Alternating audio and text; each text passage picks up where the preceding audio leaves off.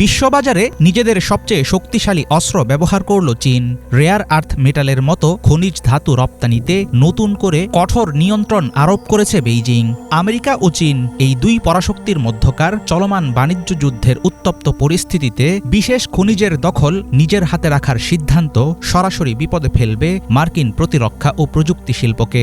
কারণ যুক্তরাষ্ট্রের F-35 যুদ্ধবিমান, Tomahawk missile, submarine, radar system, predator drone এবং স্মার্ট বোমা তৈরিতে বিরল খনিজ উপাদান অত্যন্ত জরুরি।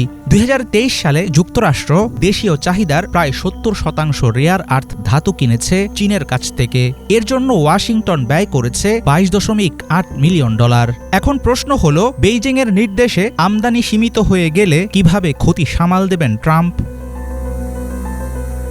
চীনা পণ্যের উপর সম্প্রতি আবারও 100% শুল্ক বসানোর হুমকি দিয়েছেন মার্কিন প্রেসিডেন্ট ডোনাল্ড ট্রাম্প। পাল্টা জবাবে চীনও হুঁশিয়ারি দিয়েছে, নিজেদের বৈধ স্বার্থ রক্ষায় সমান প্রতিক্রিয়া জানাবে বেইজিং। দেশটি পরিষ্কার জানিয়েছে, তারা সংঘাত চায় না ঠিকই, কিন্তু আগ বাড়িয়ে কেউ আঘাত করলে তারা সেটির উচিত জবাব দেবে। চীনের বাণিজ্য মন্ত্রণালয়ের ঘোষণা অনুসারে নতুন করে 5টি গুরুত্বপূর্ণ রেয়ার আর্থ ধাতুর রপ্তানি সীমিত করা হবে।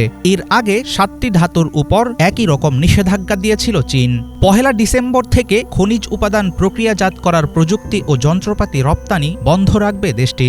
এখন থেকে রেয়ার আর্থ সংশ্লিষ্ট রপ্তানির জন্য বিদেশি প্রতিষ্ঠানগুলোকে নিতে হবে বেইজিংয়ের বিশেষ অনুমতি। বর্তমানে আধুনিক প্রযুক্তির প্রাণ হচ্ছে রেয়ার আর্থ মিনারেলস বা বিরল খনিজ ধাতু। ইলেকট্রিক গাড়ি, ব্যাটারি, স্মার্টফোন, এলইডি স্ক্রিন, এমনকি এআই উন্নয়নে প্রয়োজনীয় সেমিকন্ডাক্টর তৈরিতে দরকার হয় এসব খনিজ উপাদানের বিভিন্ন ধরন। মার্কিন একটি গবেষণা প্রতিষ্ঠান জানিয়েছে, বিশ্বের 60% রেয়ার আর্থ উত্তোলন করে চীন। একই সাথে দেশটি প্রক্রিয়াজাত করে সম্পূর্ণ মজুতের প্রায় 90%। এর অর্থ হল, বেইজিং অনেকাংশে একাই নিয়ন্ত্রণ করে রেয়ার আর্থের পুরো সরবরাহ।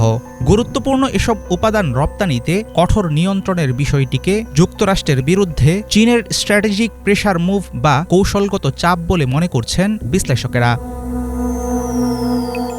দ্বিতীয় মেয়াদে ক্ষমতায় আসার পর ট্রাম্পের বাণিজ্য যুদ্ধের প্রথম দিকে যুক্তরাষ্ট্র চীনা পণ্যের উপর 145% শুল্ক আরোপ করে। তখন চীনও মার্কিন পণ্যে পাল্টা 125% শুল্ক বসায়। পরে কিছুটা নরম হয়ে সমঝোতা আলোচনা শুরু করে দুই দেশ। কিন্তু এখন বেইজিংয়ের নতুন রপ্তানি নিয়ন্ত্রণের সিদ্ধান্ত ট্রাম্প প্রশাসনের জন্য তৈরি করবে জটিল সংকট। যুক্তরাষ্ট্রের প্রতিরক্ষা খাতে রেয়ার আর্থ ধাতুর ঘাটতি ইতিমধ্যেই গুরুতর সমস্যা হয়ে দাঁড়িয়েছে। ফলে বিরল খনিজ ধাতু রপ্তানির উপর নিয়ন্ত্রণ বেইজিংয়ের জন্য কূটনৈতিক ও সামরিক উভয় ক্ষেত্রেই এনে দেবে বাড়তি সুবিধা।